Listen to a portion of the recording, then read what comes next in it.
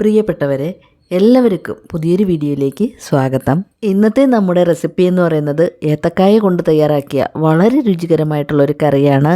നല്ല തിക്ക് ഗ്രേവിയോട് കൂടിയ ഈ കറിക്ക് തേങ്ങയൊന്നും അരച്ച് ചേർക്കേണ്ട ആവശ്യമില്ല. ചോറിനൊപ്പം കഴിക്കാൻ വേറെ ഒന്നുമില്ലെങ്കിലും ഈ ഒരു ഐറ്റം മാത്രം മതിയാകും. അപ്പോൾ ഇതെങ്ങനെയാണ് തയ്യാറാക്കിയെടുക്കുന്നതെന്ന് നമുക്കൊന്ന് നോക്കാം. അപ്പോൾ ഈ കറി തയ്യാറാക്കിയെടുക്കുന്നതിന് വേണ്ടിയിട്ട് ഇടത്തരം വലുപ്പമുള്ള 2 ഏത്തക്കായയും 1 തക്കാളിയും പിന്നെ 2 ചെറിയ ഉള്ളിയുമാണ് ഞാനിവിടെ എടുത്തിട്ടുള്ളത്. ചെറിയ ഉള്ളി എന്ന് വെച്ചാൽ സവാളയാണ്. ഈ ഏത്തക്കായ്ക്ക് ചില സ്ഥലങ്ങളിൽ നേന്ത്രക്കായ എന്നും പറയാറുണ്ട്. ഇനി കായ ക്ലീൻ ചെയ്ത് ക്യൂബ്സാക്കി കട്ട് ചെയ്ത ശേഷം കറ കളയുന്നതിന് വേണ്ടി മോരൻ വെള്ളത്തിൽ 5 മിനിറ്റ് സമയം ഇട്ട് വയ്ക്കാം. ഈ സമയം കൊണ്ട് നമുക്ക് തക്കാളിയും സവാളയും ചെറുതായിട്ട് കട്ട് ചെയ്ത് മാറ്റി വയ്ക്കാം. കറ കളഞ്ഞെടുത്ത കായ കഷ്ണങ്ങളിലേക്ക് വേവാൻ ആവശ്യത്തിനുള്ള വെള്ളവും 1/2 ടീസ്പൂൺ മഞ്ഞൾപ്പൊടിയും കുറച്ച് ഉപ്പും കൂടി ചേർത്ത് നന്നായിട്ടൊന്ന് മിക്സ് ചെയ്ത ശേഷം സ്റ്റവിലേക്ക് വെച്ചൊന്ന് കുക്ക് ചെയ്തെടുക്കാം. കായ കഷ്ണങ്ങൾ തിളച്ച് കഴിയുമ്പോൾ നമുക്ക് അടച്ച് വെച്ച് വേവിച്ചെടുക്കാം. പെട്ടെന്ന് തന്നെ വെന്ത് കിട്ടുന്നതാണ്. ഈ സമയം കൊണ്ട് നമുക്കൊരു കടായി സ്റ്റവിലേക്ക് വെച്ച് ചൂടായി വരുമ്പോൾ ഇതിലേക്ക് 2 ടേബിൾ സ്പൂൺ അളവിൽ വെളിച്ചെണ്ണ ഒഴിച്ചു കൊടുക്കാം. വെളിച്ചെണ്ണ നന്നായിട്ട് ചൂടായി വന്നിട്ടുണ്ട്. ഇനി ഇതിലേക്ക് ഇഞ്ചി വെളുത്തുള്ളി ചതച്ചത് ചേർത്ത് കൊടുക്കാം. ഇഞ്ചി വെളുത്തുള്ളി ചതച്ചത് 1 ടേബിൾ സ്പൂൺ അളവിലാണ് എടുത്തിട്ടുള്ളത്. ഇഞ്ചി വെളുത്തുള്ളി പകുതി മൂത്ത് വരുമ്പോൾ നമ്മൾ നേരത്തെ ചെറുതായി അരിഞ്ഞു വെച്ച ആ സവാള അങ്ങ് ചേർത്ത് കൊടുക്കാം. അതിനുശേഷം ഇത് നന്നായിട്ടൊന്ന് ഇളക്കി വഴറ്റിയെടുക്കാം. ഉള്ളി വഴന്ന് വരുമ്പോൾ നേരത്തെ കട്ട് ചെയ്ത് വെച്ചിരുന്ന ആ തക്കാളി അങ്ങ് ചേർത്ത് കൊടുക്കാം.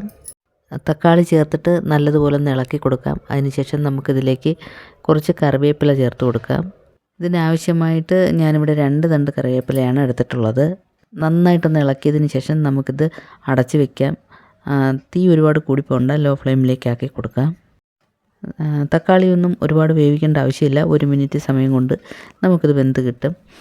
അതിനുശേഷം നമുക്കിതിലേക്ക് കുറച്ച് ജീരകം ചേർത്ത് കൊടുക്കാം. 1 ടീസ്പൂൺ അളവിലാണ് ജീരകം ചേർത്തിട്ടുള്ളത്. ഇനി നമുക്കിതിലേക്ക് കുറച്ച് മുളക് പൊടി ചേർത്ത് കൊടുക്കാം.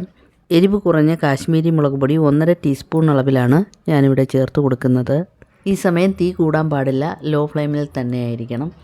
ഇനി നമുക്കിത് സ്റ്റൗ ഓഫ് ചെയ്ത് തണുക്കാനായിട്ട് മാറ്റി വയ്ക്കാം. തണുത്ത് കഴിയുമ്പോൾ നമുക്കിത് മിക്സിയുടെ ചെറിയ ജാറിലേക്ക് ഇട്ട് നന്നായിട്ടൊന്ന് അരച്ചെടുക്കാം. ഈ ഒരു പരുവത്തിൽ നല്ലതുപോലെ അരച്ചെടുത്തിട്ടുണ്ട്.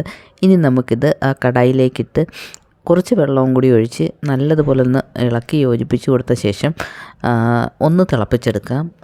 നല്ലതുപോലെ തിളച്ച് ചെറുതായിട്ടൊന്ന് വറ്റി വരുമ്പോൾ ആ വെള്ളമൊക്കെ ചെറുതായിട്ടൊന്ന് വറ്റി വന്നിട്ടുണ്ട്. ഇനി നമുക്കിതിലേക്ക് നല്ല കട്ടത്തൈര് ചേർത്ത് കൊടുക്കാം. കട്ടത്തൈര് മിക്സിയിലിട്ട് ഒന്ന് അടിച്ചെടുത്ത ശേഷമാണ് ഞാനിതിലേക്ക് ചേർക്കുന്നത്. കുറച്ച് വെള്ളവും കൂടി ഒഴിച്ച് കൊടുക്കാം. അതിനുശേഷം നല്ലതുപോലെ ഒന്ന് ഇളക്കി യോജിപ്പിച്ച് കൊടുക്കാം. തീ കൂട്ടി വെച്ച് കൊടുക്കാം. തിളച്ച് വരുമ്പോൾ നമുക്കിതിലേക്ക് ആവശ്യത്തിനുള്ള ഉപ്പ് ചേർത്ത് കൊടുക്കാം. ആദ്യം നമ്മൾ കായ വേവിച്ചപ്പോൾ അതിൽ കുറച്ച് ഉപ്പ് ചേർത്തിട്ടുണ്ടായിരുന്നു. അതനുസരിച്ചിട്ട് വേണം നമ്മളിപ്പോൾ ഉപ്പ് ചേർത്ത് കൊടുക്കാനായിട്ട്. ഉപ്പ് കൂടിപ്പോകരുത്. ഉപ്പ് ചേർത്ത് കൊടുത്ത ശേഷം നല്ലതുപോലെ ഒന്ന് ഇളക്കി യോജിപ്പിച്ച് കൊടുക്കാം. ഇനി നമ്മൾ ആദ്യം വേവിച്ച് മാറ്റി വെച്ചിരുന്ന ആ കായ ഇതിലേക്ക് അങ്ങ് ചേർത്ത് കൊടുക്കാം. ഇനി നന്നായിട്ടൊന്ന് തിളച്ച് കഴിയുമ്പോൾ സ്റ്റൗ ഓഫ് ചെയ്യാം. നമ്മുടെ രുചികരമായിട്ടുള്ള ഏത്തക്കായ കറി അല്ലെങ്കിൽ നേന്ത്രക്കായ കറി ഇവിടെ റെഡി ആയിട്ടുണ്ട്. ഈ കറി തണുക്കുമ്പോൾ ഒന്നും കൂടി ഒന്ന് കുറുകി കിട്ടുന്നതാണ്. ഒരു ദിവസം മീനോ ഇറച്ചിയോ ഒന്നും ഇല്ലെങ്കിലും കുഴപ്പമില്ല, ഇതുപോലെയൊക്കെ കറി ഉണ്ടാക്കി നോക്കാവുന്നതാണ്.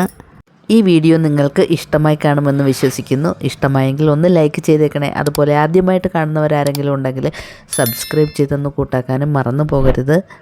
ഈ വീഡിയോ നിങ്ങളുടെ ഫാമിലിക്കും ഫ്രണ്ട്സിനും കാണണമെന്ന് ആഗ്രഹമുണ്ടെങ്കിൽ ഒന്ന് ഷെയർ ചെയ്ത് കൊടുത്തേക്കണേ.